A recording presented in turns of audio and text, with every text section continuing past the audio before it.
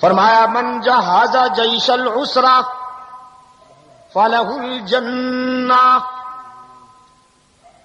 اللہ کے رسول صلی اللہ علیہ وسلم نے فرمایا تھا جیش عسرہ کی تجہیز میں، غزوہ تبوک کے مالی تقاضوں کی تکمیل میں جو شخص نمایاں حصہ لے گا میں اس کے لیے جنت کی بشارت سناتا ہوں. عثمان رضی اللہ تعالی عنہ نے پوچھا بتاؤ غزوہ تبوک کی تیاری کے موقع پر سب سے زیادہ ایثار کس نے کیا؟ لوگوں میں سے بہت ساروں کی آوازیں بلند ہوئیں کہ آپ کے حصے میں یہ سعادت آئی. فرمایا وہ دن بھی تمہیں یاد ہوگا جب اللہ کے رسول صلی اللہ علیہ وسلم نے فرمایا تھا مدینہ والوں کے لیے وہ میٹھے پانی کا کنواں جو ایک یہودی کی ملکیت ہے، جو شخص خرید کرے گا اس کے لیے بھی جنت کا اعلان کرتا ہوں. عثمان نے یہودی کے پاس جا کر اس کنویں کی قیمت طے کی، منہ مانگے دام دے کر کنواں خرید کر بارگاہ رسالت میں آئے. اللہ کے رسول صلی اللہ علیہ وسلم کی خدمت میں عرض کیا وہ کنواں میں نے خرید کر لیا ہے. رحمت عالم صلی اللہ علیہ وسلم نے فرمایا عثمان جزاک اللہ، مجھے خوشی ہوئی کہ وہ کنواں آپ نے خرید کر لیا، اب وہ آپ کی ملکیت ہو گیا ہے تو میری امت کے لیے سہولت ہوگی. حضرت عثمان رضی اللہ تعالیٰ عنہ نے عرض کیا اللہ کے رسول وہ کنواں میں نے خرید تو کر لیا ہے لیکن ملکیت میری نہیں ہے، آج کے بعد قیامت تک کے لیے وہ کنواں میں آپ کی امت کے لیے وقف کرتا ہوں، اب وہ میری ملکیت نہیں ہے اللہ کی ملکیت ہے. سبحان اللہ. عثمان عثمان عثمان عثمان. اس دن کے بعد سے آج تک مدینہ والوں کو میٹھا پانی میسر آیا. فرمایا نمک حلال ہو، کہلاتے بھی مومن ہو، خود کو کہلاتے بھی مومن ہو، اور آج تم نے میرے اوپر اسی کنویں کا پانی بند کیا ہے جسے خرید کر کے میں نے اس امت کے لیے وقف کیا. جناب عثمان رضی اللہ تعالیٰ عنہ پر اس قدر پانی کی بندش تھی کہ حضرت علی رضی اللہ تعالیٰ عنہ نے اپنے بیٹے سے کہا پانی کی مشق لے جائیے. منافقین نے مشق پر تیر مار مار کر سارا پانی گرا دیا ہے لیکن عثمان تک نہیں جانے دیا. پشاور کے روشن ضمیروں ادھر عثمان کا حوصلہ دیکھیے، کئی دن سے پانی میسر نہیں، ہر روز روزے کی نیت کر لیتے ہیں، آخری دن جمعہ کا دن ہے. اہلیہ نے بڑی کوشش کر کے میٹھے پانی کا ایک پیالہ حاصل کیا. امیر المومنین حضرت عثمان رضی اللہ تعالیٰ عنہ کی خدمت میں لائیں. فرمایا میٹھا پانی ہے، نوش فرمائیے. بہت مشکلات کے بعد ہم یہاں تک لا سکے. حضرت عثمان نے آسمان کی طرف دیکھا تو صبح کا سویرا چمک رہا تھا. فرمانے لگے میں نے صبح ہونے سے پہلے روزے کی نیت کر لی تھی، اگرچہ کئی دنوں سے پانی نہیں ملا لیکن اب پانی تو آ گیا ہے، صبح ہو چکی ہے، اور عثمان نے اپنے رب سے روزے کا وعدہ کر لیا تھا. اب حیات یہ ہے کہ اپنی جان بچانے کے لیے رب سے کیا ہوا وعدہ توڑ دوں.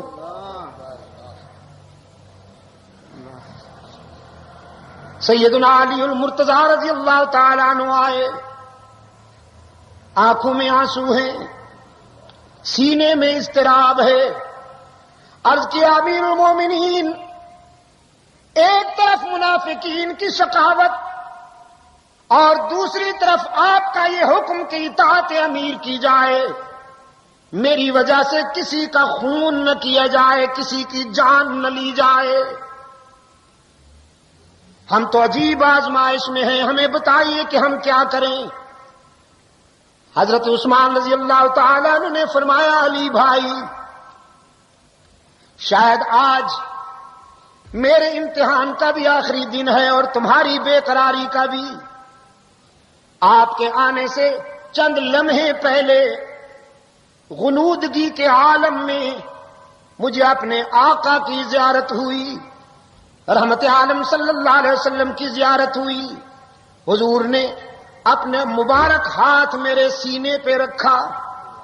حضرت عثمان نے فرمایا، اللہ کی قسم ہے کہ اس وقت سے پیاس کی طلب ختم ہو گئی، پانی کی طلب ختم ہو گئی۔ ٹھنڈے پانی کا گلاس پینے سے بھی اتنا سکون کہاں مل سکتا ہے جو رحمت عالم کے ہاتھوں سے میسر آیا۔ سرکار دو عالم صلی اللہ علیہ وسلم نے میرے سینے پہ ہاتھ رکھ کے فرمایا، عثمان، دو راستے ہیں، ان میں سے ایک چن لو۔ ایک راستہ یہ ہے کہ اگر تم کہو تو تیرے دشمنوں کے لیے دعا کروں، زمین پھٹے اور یہ غرق ہو جائیں، اور دوسرا راستہ یہ ہے کہ صبر کرو، روزہ رکھا ہوا ہے تو افطاری میرے دسترخوان پہ ہوگی برزخ میں۔ حضرت علی رضی اللہ تعالیٰ عنہ نے پوچھا، پھر آپ نے کیا پسند کیا؟ فرمایا، جب رسول دعوت دے تو اس دعوت کو کون ٹھکرائے؟ میں نے یہ گوارا نہیں کیا کہ میری وجہ سے مدینہ میں کئی انسان غرق ہو جائیں۔ میں نے تو اپنے آقا سے کہہ دیا، اے اللہ کے رسول، میں صبر کروں گا، مجھے دوسری صورت منظور ہے۔ فرمایا، علی، میرا وجدان کہتا ہے، میرا ضمیر کہتا ہے، کائنات کا نظام درہم برہم ہو سکتا ہے لیکن رحمت عالم کا اشارہ غلط نہیں ہو سکتا۔ شاید آج میری زندگی کا آخری دن ہے۔ نماز عصر پڑھ کر تیار ہو کر ہمیشہ چادر باندھتے تھے، لیکن اس دن ہزار بند باندھا، پاجامہ باندھا، جیسا کہ اسی دن کے لیے تیار کر رکھا تھا۔ بڑی تختی والا قرآن کریم سامنے کھلا ہوا ہے۔ حضرت عثمان رضی اللہ تعالیٰ عنہ نے قرآن کریم کی تلاوت شروع کی ابتدا سے۔ ملت اسلامیہ پر یہ بھی حضرت عثمان رضی اللہ تعالیٰ عنہ کی شفقت ہے کہ قرآن کریم کو ترتیب کے ساتھ جمع کرتی ہے۔ اسی ترتیب کے مطابق تلاوت شروع کی، سورہ فاتحہ اور سورہ بقرہ کو پڑھ رہے ہیں، پہلے پارے کی آخری آیات میں پہنچے ہیں کہ منافقین کا ایک گروہ جو تقریباً 3 افراد پر مشتمل تھا، مکان کے عقبی حصے سے کودا۔ حضرت عثمان رضی اللہ تعالیٰ عنہ قرآن کریم کی تلاوت میں مہم ہے۔ قرآن کریم سے تو عشق تھا نا حضرت عثمان کو، شبینے کے انداز میں نہیں پڑھتے تھے، شبانہ پڑھتے تھے۔ شبینہ نہیں، شبانہ پڑھتے تھے۔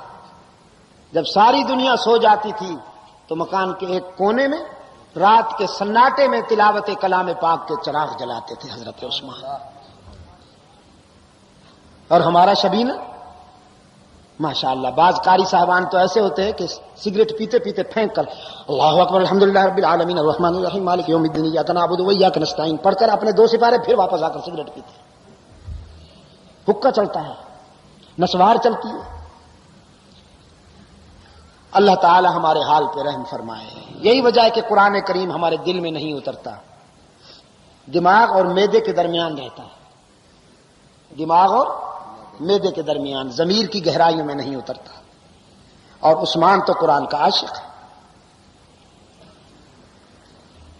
قاتل مکان کے عقبی حصہ سے آئے اور حضرت عثمان رضی اللہ تعالی عنہ پر وار کیا.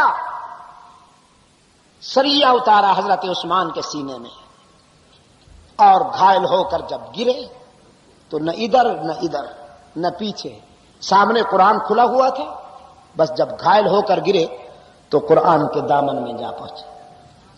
عثمان نے قرآن کو اور قرآن نے عثمان کو سینے سے لگا کر دوستی پکی کر لی. اور میں اسی حوالے سے کہا کرتا ہوں، اللہ کی عدالت میں حشر کے دن جب شہداء پیش ہوں گے، کسی شہید کی شہادت کی گواہی خنجر دے گا، کسی شہید کی شہادت کی گواہی تلوار دے گی، کسی شہید کی شہادت کی گواہی تیر دے گا، کسی شہید کی شہادت کی گواہی کمان دے گی. عثمان وہ خوش نصیب ہے کہ اس کی شہادت کی گواہی اللہ کا قرآن دے گا، قرآن گواہی دے گا الہ العالمین. عثمان کے آخری سانس میرے دامن میں نکلے. یہودی اپنی سازش میں کامیاب ہو گئے تھے، اس لیے کہ عثمان کی خلافت میں کم و بیش 12 سالہ دور خلافت میں صہیونیت اور نصرانیت کے پرخچے اڑے. رومی قیصر اور ایرانی کسرا، یہ دنیا کی 2 بڑی طاقتیں تھیں اس وقت، سپر پاور، جو پوری دنیا کا استحصال کر رہی تھی. صحراؤں میں، سمندروں اور دریاؤں میں، خشکی اور تر میں، بر اعظم افریقہ میں، یورپ میں اور بر صغیر کے چپے چپے میں یہی 2 طاقتیں اپنے استحصالی نظام کو مسلط کیے ہوئی تھیں. سیدنا فاروق اعظم رضی اللہ تعالی عنہ کے تدبر، جلالت اور ان کی فراست نے جس سلسلے کا آغاز کیا تھا، عثمان ابن عفان کی قیادت میں امت نے اس سلسلے کو پایا تکمیل تک پہنچایا. عثمان کی خوش قسمتی یہ تھی کہ ان کے وزیروں میں حضرت علی جیسے روشن ضمیر شامل تھے، ان کے مشیروں میں حضرت معاویہ بن ابی سفیان، حضرت سعد بن ابی وقاص، عمرو بن عاص رضی اللہ تعالی عنہم جیسے، عمر بن عبدالعزیز، حضرت عبداللہ بن عمر جیسے لوگ شامل تھے،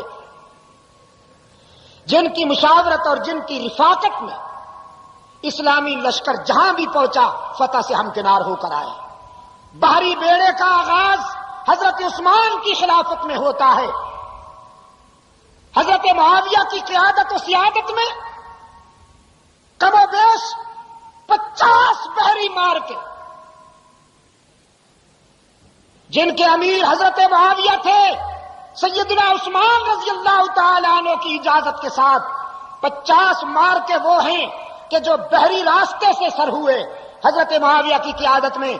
اور تاریخ ششدر ہے ان کے نتائج پر کہ ان 50 میں سے کسی ایک پر بھی ناکامی نہیں ہوئی. حضرت عثمان کے مشیر اور وزیر حضرت معاویہ کی قیادت میں بحری راستے سے فرزندان اسلام نے جس مہم پر قدم بڑھائے، فتح و نصرت نے ان کے قدم چومے.